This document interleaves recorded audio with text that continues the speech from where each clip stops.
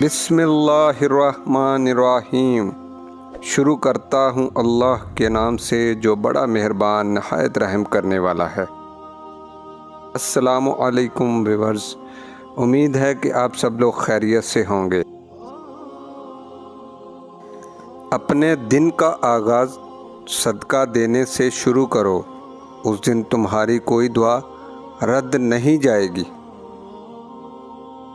حضرت علی رضی اللہ تعالیٰ عنہ نے فرمایا، اپنے راز کو اپنے تک ہی رکھو، کیونکہ جب تک تمہارا راز تمہارے پاس ہے تمہارا غلام ہے، اور جب تمہارا راز دوسروں تک پہنچتا ہے تو تم اپنے راز کے غلام بن جاتے ہو۔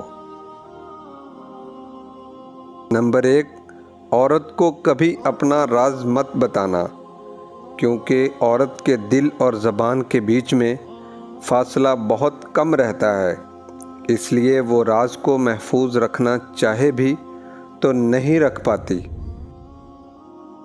نمبر 2، بے وقوف دوست کو اپنا کوئی بھی راز کبھی مت بتانا، کیونکہ وہ تمہارے راز کی حفاظت نہیں کر سکتا، کبھی بھی کہیں بھی بول دے گا۔